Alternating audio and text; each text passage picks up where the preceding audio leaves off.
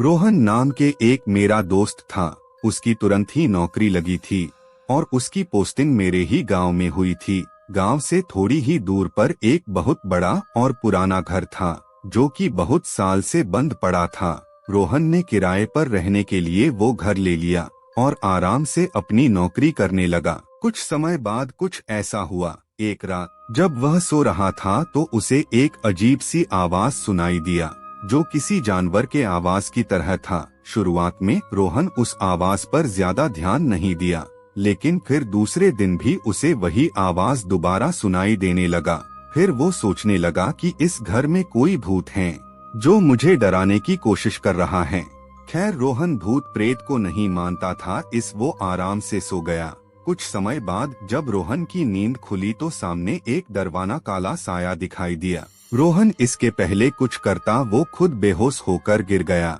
कुछ घंटे बाद जब उसे होश आया तो भागकर उस घर के मालिक के पास गया और सारी घटना के बारे में बताया। फिर मालिक ने रोहन को बताया कि हमारे घर के ऊपरी मंजिल में एक भूत रहता है।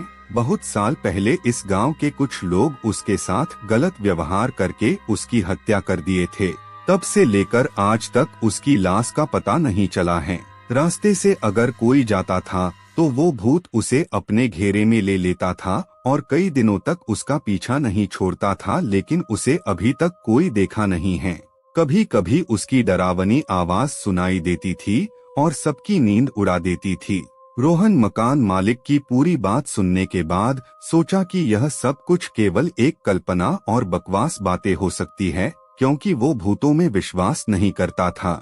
इसलिए वो वहाँ से चुपचाप अपने घर चला गया। कुछ दिन बाद रात के समय लगभग 11 बजे के करीब रोहन खाना खाकर टहल रहा था तो उसने देखा कि चारों तरफ अंधेरा छाया हुआ था और एकदम शांत माहौल था। फिर उसकी नजर दीवार पर गई और देखा कि घर के सारे दीवारों दरवाजों पर जानवरों की तरह कुछ निशाने बनी हुई थीं और बहुत से वस्तुओं को बिना किसी वजह के ही अलग अलग जगहों पर रख दिया गया था। इससे पहले उसने वहाँ कुछ भी ऐसा नहीं देखा था। फिर एक रात कुछ ऐसा हुआ कि उसकी रूह कांप गई।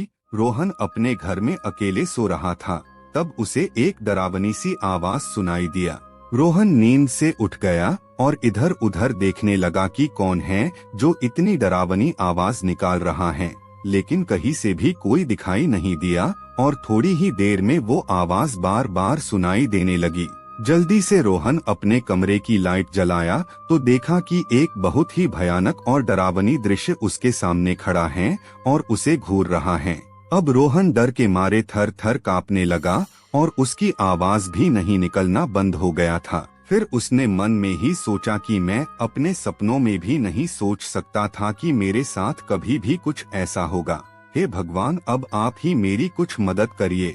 उसने देखा कि कमरे के बीच में एक आदमी खड़ा था जिसका शरीर काफी लंबा और डरावना था। दूध के तरह उजले और लहराते बाल थे और दोनों आंखें खून से लथपथ थी। वह भूत को डरावने रूप में अचानक अपने सामने देखकर उसकी हालत खराब हो गई थी। रोहन ऐसा भयानक और डरावना भूत अपने जिंदगी में कभी पहले नहीं देखा था। जैसे तैसे करके वह उस घर से भागा। खैर उस घर से निकलने के बाद उसे ऐसा लगने लगा था कि वह सारी रात उस घर में वो अकेले नहीं था, उसके साथ शायद कोई भूत था। उसने बार बार पीछे मुड़कर देखा लेकिन कुछ नहीं था। लेकिन कुछ देर बाद फिर से सोचने लगा, कहीं ये मेरा भ्रम तो नहीं है, और उसके दिमाग में भूतों और अद्भुत चीजों की तस्वीरें आने लगी। सच्चाई जानने के लिए उसने दोबारा उस कमरे में जाने का फैसला किया, लेकिन इस बार उसने अपनी दोस्त को साथ लेकर गया।